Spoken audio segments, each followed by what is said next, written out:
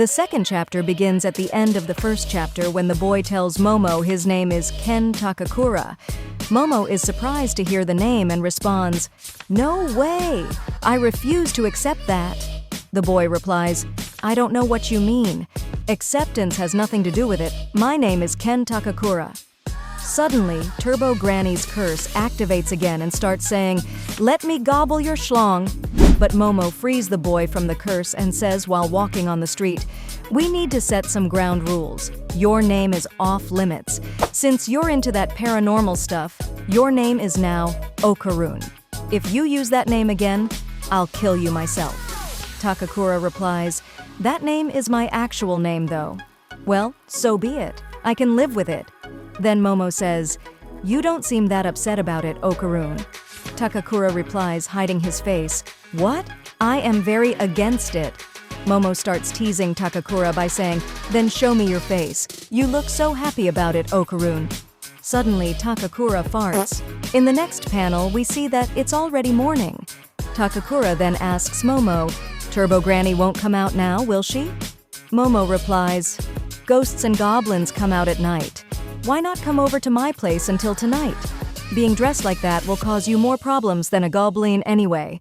Then we see a shrine-like entrance, and as Takakura enters through it, his whole body is on fire. Momo manages to extinguish the fire with the help of her psychic powers. We then see that the entrance is protected by a barrier named Ganzan Daishi, a ward against evil and misfortune. After that, Momo quickly undoes the barrier and tells Moto to come inside. This time, Takakura is able to enter easily. Momo then asks, "How do you feel? Any change?"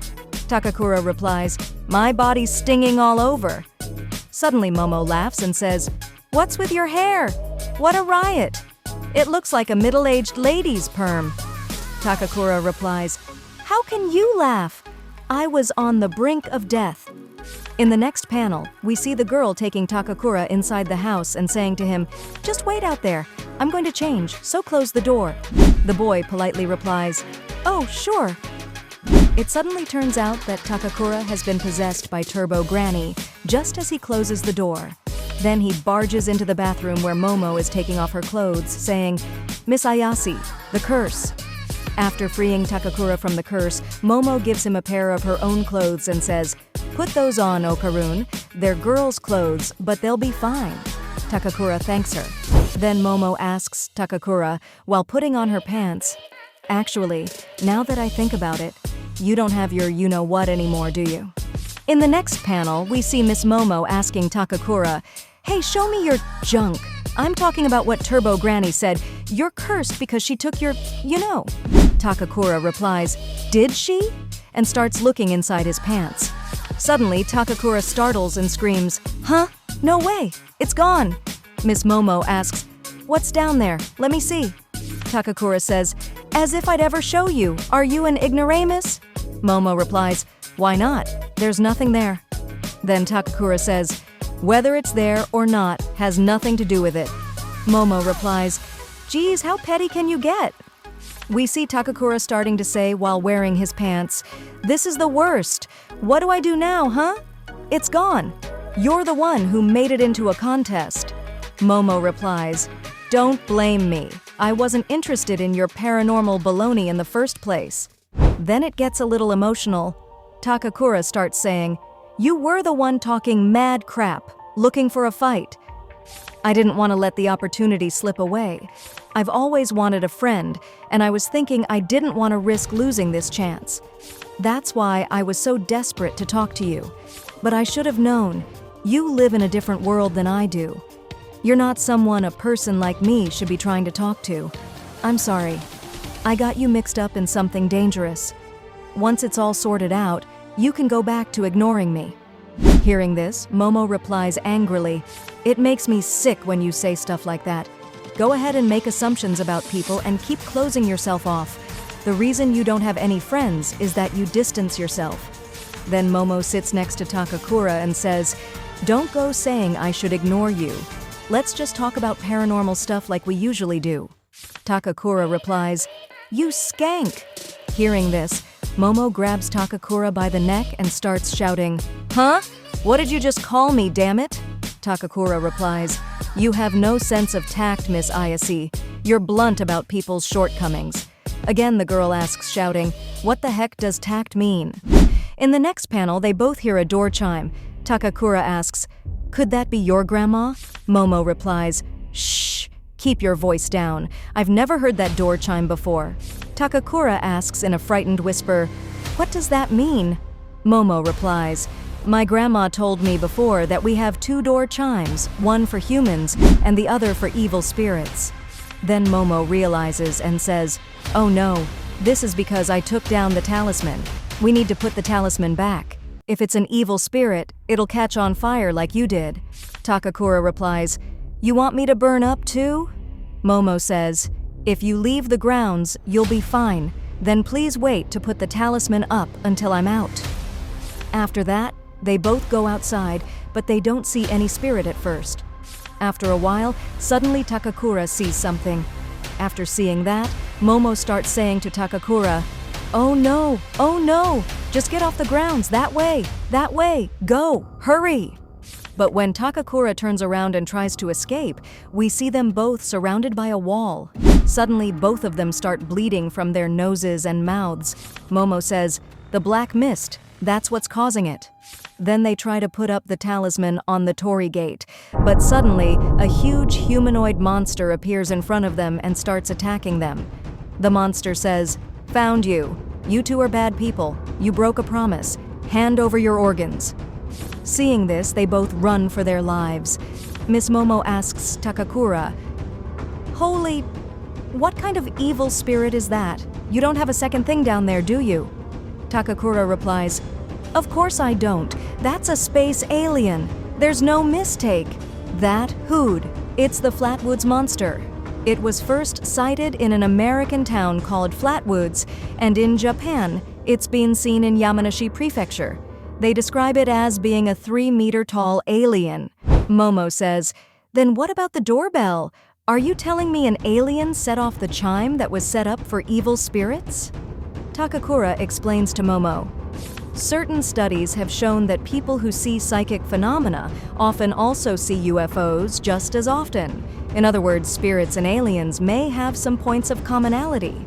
Momo replies, Then is it buddies with yesterday's aliens? Those stubborn jerks.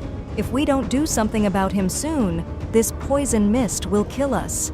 But keeping your curse in check means I can't use my abilities very well. In the next panel, Takakura says, I'll fight it. Please let the curse loose. I'm not afraid of aliens. Would you be able to release the curse in my body but suppress it in my head? I just might be able to control the granny's powers. Please, come on. After that, Miss Momo tries to release the curse, and Takakura starts to transform, saying, Ah, Miss Ayase, here it comes. Please do it quickly. Then we see Turbo Ken jumping out of there, holding the girl in one hand and saying, This is amazing! I'm overflowing with power, but I'm so depressed. My consciousness is fully present though, but I feel so bummed out. Oops, sorry, it's because I'm an awkward fellow. This funny conversation goes on for a while, but as the big hands of the Flatwoods monster are about to crush Mr. Turbo Ken Takakura, suddenly 5 of the monster's fingers are cut off by Turbo Ken. In the next panel, the boy throws out one of the monster's fingers, which he had cut through his mouth, and says, My body just moved reflexively, so this is the power of Turbo Granny, huh? I feel so dejected. Then Momo asks Ken, That was so fast? How did you do that? Incredible. At this rate, you just might pull this off. Then we see the boy suddenly vomit, and the monster blows him away with 1 punch and 1 kick. After that, Turbo Ken Takakura transforms back into Ken Takakura and starts saying, Forgive me, Miss Ayase. My body can't keep up with the power of the curse. I feel like I'm going to burst into pieces and fly apart. Humans aren't meant to move that fast. And yet, I only managed to cut off 5 of his fingers. How are we supposed to beat this thing?